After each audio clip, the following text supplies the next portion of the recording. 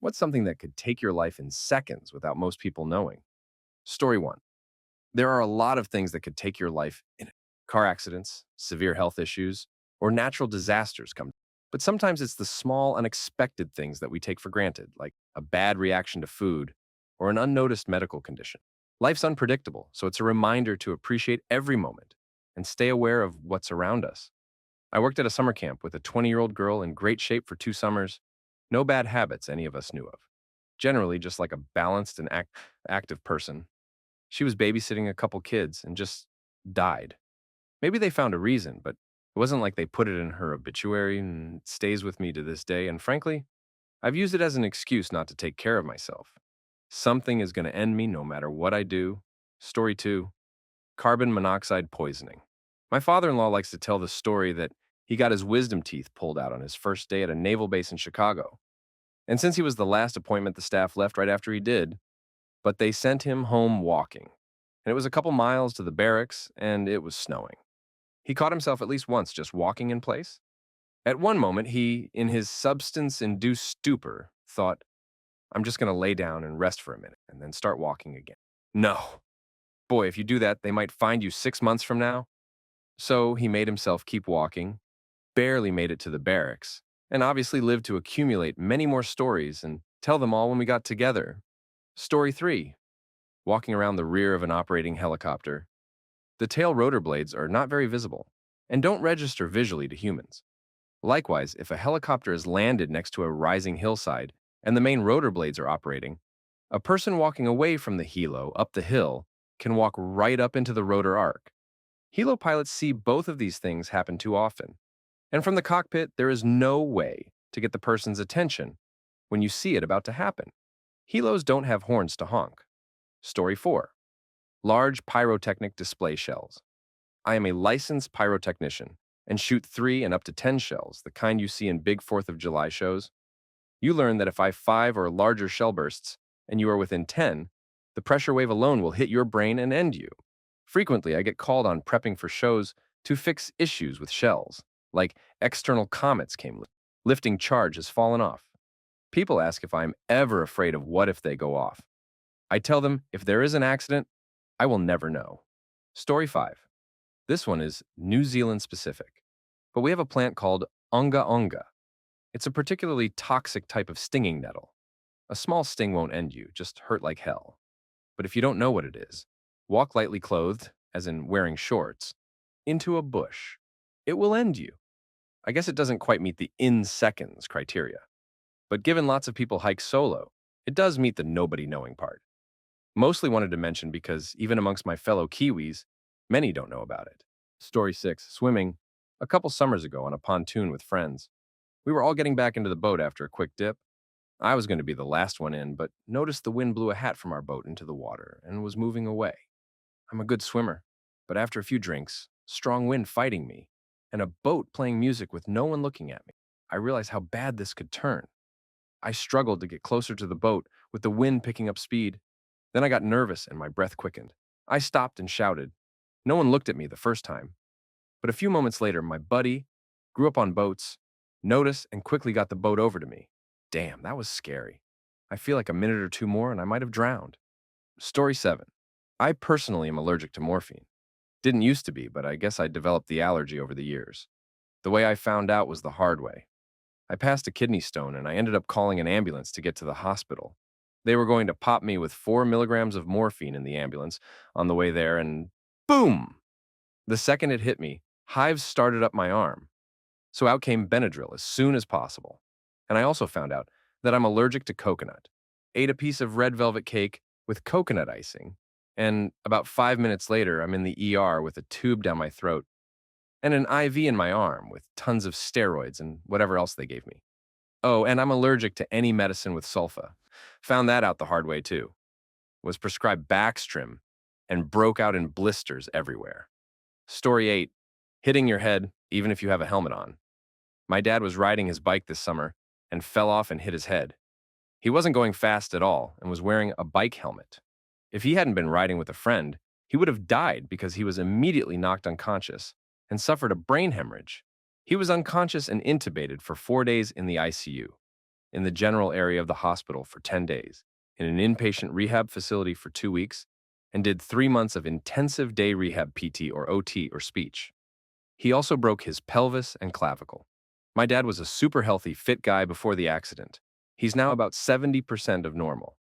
He still struggles with memory and executive function skills, and he's had ongoing issues with his left leg that the doctors think are related to the brain damage, all from hitting his head while wearing a helmet. Story 9. Alcohol, hands down. Also, if you already have dementia, alcohol is devastating. I just went to dinner with someone I know who is in the early stages of dementia.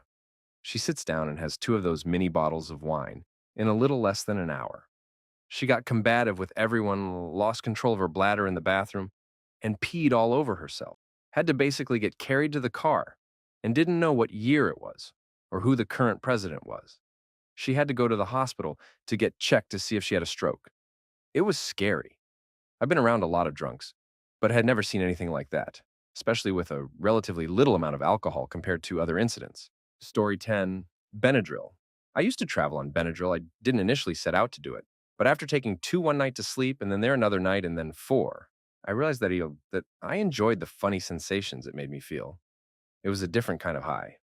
4 tablets turned into 8, 10, 15, and as high as 20. That's right. I used to take as many as 20, 50 milligrams tablets of Benadryl to get high. I don't know how the heck I'm alive, but I never do it.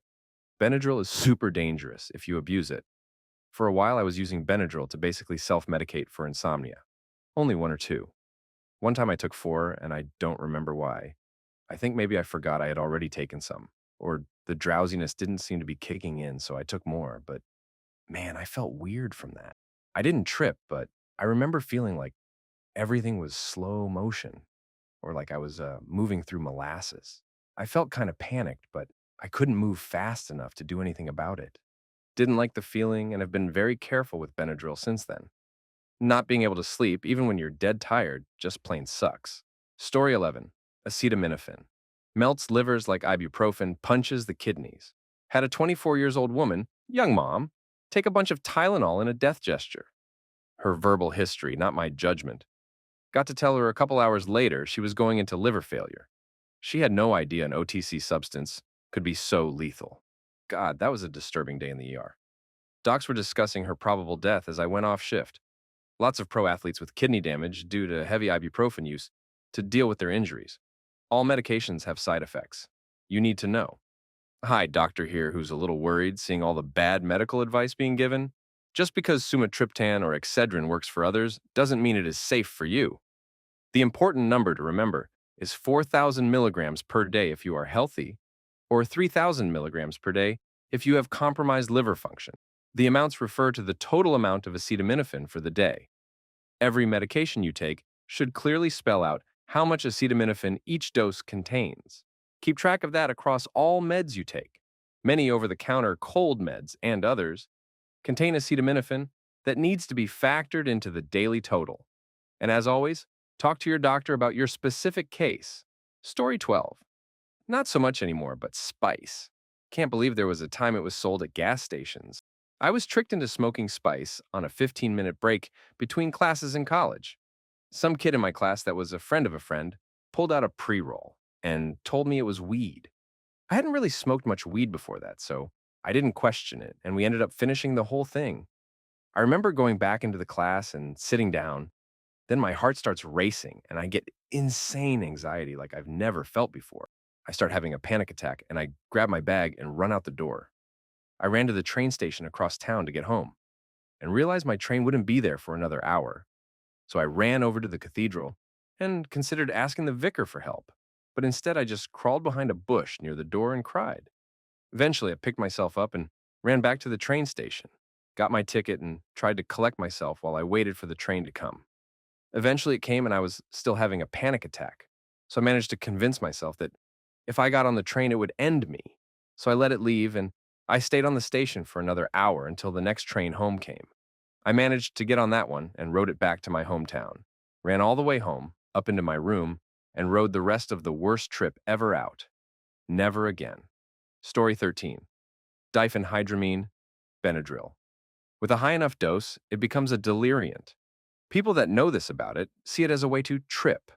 However, unlike traditional psychedelic substances, example psilocybin, DMT, etc., it's almost invariably a really bad time. And due to some recent TikTok challenges, it's become a real issue with kids. I remember my freshman year of high school in 2009, it was the cool thing for kids to pop like 14 Benadryl at once. One kid said he saw ghosts on the whiteboard in like second period, and projectiles vomited all over the front of the classroom, and was just sitting there, saying random words, and his mom had to come pick him up. Another closer friend of mine ate around that many in a Friday night, and for whatever reason, put on this trench coat and a ski mask and started walking around our small town at nighttime, and would like jump in the bushes or lay flat in a ditch on the side of the road if he saw any headlights in the distance. I remember the next day him saying he could barely walk because his kidneys hurt so bad. So, story 14. Tobacco because it's the only one that directly ends people around you as well. Also contains polonium 210 and lead 210 radioactive isotopes, which is scary business. There are safer ways to do nicotine if you want the stim effect. In New Zealand, when we banned smoking inside, I'll never forget what it was like being in bars. I used to hang out in one in particular because my GF's bestie worked there, waiting for her to get off work and bestie later off shift. I'm not super sociable, so I would just quietly sit there and nurse a beer and smoke. The day they banned indoor smoking, the change was ridiculous. I'd never noticed how gross my clothes would get being in that environment. Everything reeked and was just kind of accepted. Only downside after the change was that the bestie used to be able to sneak puffs off whatever I had lit when working. She had to switch to waiting for her break to have a smoke. Story 15. SSRIs. But only for certain groups of people. It was unfortunately how I found out I'm bipolar, after it sent me into a manic episode and landed me in a psych ward. The risks aren't talked about enough, and doctors hand this out freely to people. There should be some kind of preliminary psych evaluation and scheduled follow-ups, rather than just, let's try it and see. I've been saying this crap for so long. When I was a teenager, they kept giving me SSRIs like candy, like some kind of cure-all. They made me angry, emotionally numb, and contributed to my alcohol use. I was told I had SSRI-induced apathy. I was an adolescent with a multitude of mental disorders and alcohol abuse. You can't just throw Prozac at me and expect it to work. The psych wards would just throw that crap at me to get me out the door. I saw a psychiatrist recently about a refill for an anti-anxiety med. An OCD treatment came up. I tell them I do not want a SSRI. Want to give a wild guess what I was prescribed? Mental health care in America is such a joke. Everything is treated with a one-size-fits-all approach. No one understands how difficult getting help really is, or how careless and unqualified many professionals are when it comes to actually solving the problem. Story 16. Okay, you're going to have to bear with me on some context here, or downvote me to crap. Either way, in a lot of electronic music scenes, GHB is normalized.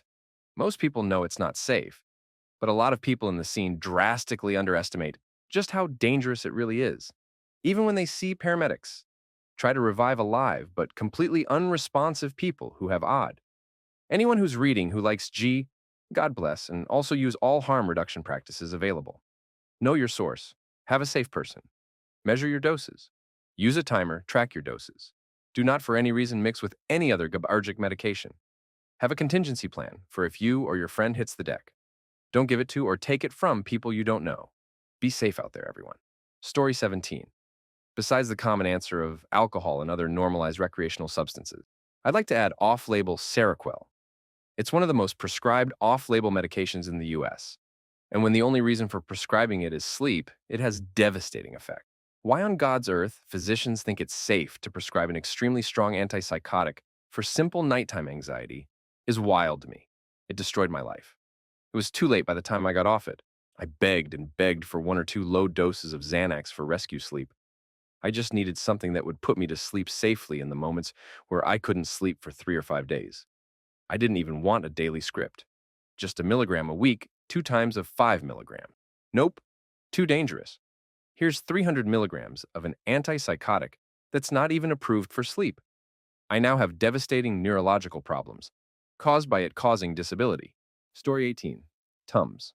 Not really dangerous, but too many in a smaller window of time may give you hypercalcemia.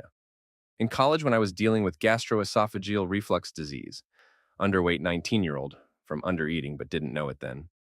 I used to have Tums like they were candy, like those extra strength ones, several of those each day.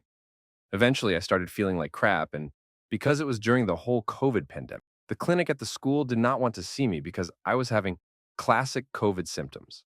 Fortunately for me, when I grabbed the Tum bottle for another after eating my dinner, my mind dawned on something. I searched through my med-surg textbook and went to the hyperglycemia note, and there were the symptoms I was having. Story 19, I'm going to name one that if Zopiclone. I went to my family doctor with a persistent issue I've had my entire life. Insomnia. I used to work shift work as a medic, and my sleep is just wonky. I was prescribed Zopiclone. Sleep was never better until I tried to stop taking it. It causes rebound insomnia, meaning if you don't take it, you don't sleep. It wasn't an option for me as I drove for a living. So eventually, I got out of that field, didn't need to drive for work, so I weaned myself off by lowering the dose and supplementing with Sleepy Time marijuana spray. Haven't needed it in over 3 years now. Story 20. I was strongly considering stopping everything but alcohol and weed after I'd been to a stag do 3 weeks ago because it was getting too expensive. Honestly, out of control. It was becoming part of my everyday life. I'd said before I went, I'll stop. I ended up getting too drunk and ended up in hospital with alcohol poisoning. I was in for a week. I had no intention of stopping drinking, but it was horrible, and I realized I had a genuine issue with overindulging. So I said I'd take a break until I can just have 2 drinks and leave it. It's been 3 weeks, and I've had nothing, no ale, weed, or other substances. And it's completely changed my perspective about needing a drink to have a good time. Waking up after going to a comedy gig without a massive hangover. And even though I craved a pint while I was out, because I've never not had a drink on a night out, but by the time we left the pub and got the gig, I just wasn't bothered. I might not stop drinking forever, but I have stopped other things, and honestly, I don't miss not having a drink. It is so ingrained in our culture, and I'd never ever considered stopping, but now I genuinely don't miss it. Story 21. In this context, this substance was a pill, which was normal on my campus in the sense that most people did it from time to time, and it was by no means frowned upon. It was just a fact of parties, and there was always someone dropping or selling it. My dealer couldn't hold on to it because the demand was so high. Molly, or its less pure variation Ecstasy, is capable of replacing your better judgment with unchained euphoria and courage. It makes you want to screw anyone and say anything you feel like. You can get into a ton of trouble really fast while feeling awesome about it. The next day, you feel extremely depressed because your serotonin stores have been depleted. And if you did screw some rando, you'll probably wonder why on earth you did it. Story 22. I was diagnosed with non-alcoholic fatty liver disease at 30. It probably is due to overuse of acetaminophen and ibuprofen. I weaned myself off of it. I had a loose skin removal surgery done in January. Their idea of pain relief was combining the two every 6 hours, 600 milligrams ibuprofen and 1,000 milligrams of acetaminophen. I also did get a script for Oxy. I told my husband I'd rather take the Oxy and or breathe through the pain than take the acetaminophen and ibuprofen as they were recommending. I have an incision from hip bone to hip bone, just shy of 95 stitches, and they wanted acetaminophen and ibuprofen to be my pain management. My body knows now when I take more than 1,000 milligrams of acetaminophen because I developed gastrointestinal issues because of it. I stay away from it now. Story 23, caffeine. This doesn't apply to everyone, of course. But if you do a little bit of reading into caffeine dosages, you'll find that the maximum dosage for caffeine daily for a healthy adult is 400 milligrams. A single Bang energy drink has 300 milligrams of caffeine. I find this particularly dangerous for teenagers, and I've seen a lot of 13 to 17-year-olds drinking multiple times per day. Caffeine intoxication may present with mild symptoms like headache, fever, nausea, vomiting, tinnitus, tachycardia, heart beating too fast, anxiety, insomnia, dizziness, or irritability. Most people have no idea of the caffeine content per milligram during their day. Caffeine can also stay in your bloodstream for up to 12 hours. So when friends tell me about their troubles falling asleep, the first question I always ask them is, did you drink caffeine 6 to 8 hours or less before bed? Also, if you've heard about the Panera Bread charged lemonade scandal, it's very tragic. Because the proper signage and caffeine MG weren't properly shown, 2 people have died to caffeine-related complications due to this lemonade Having absurd caffeine content without being properly advertised. Always be mindful of the caffeine you're drinking on a daily basis. It's in more drinks than you would realize. Story 24. As someone who lives in California, I think the pendulum is swinging really hard the other way when it comes to weed here. Like, yeah, it's not anywhere near comparable to something like heroin, but that doesn't mean it's just fine and has zero repercussions either. Smoking weed on the reg probably gets a crap ton of ash in your lungs, and that can't be good. You absolutely can get addicted to weed. So many people try to make being a stoner their personality. I'm sorry, but if you absolutely have to get high every day and only ever seem to show up zonked out and barely functioning, that's called an addiction. Lots of people at my school would be horrified if you offered them a cigarette, but will happily accept weed. There's a lot less proper education on it. Doing weed too much while your brain is still developing can affect brain growth. I'm all for the legalization and use of weed, but let's also do some more research and educate the public about what we actually know.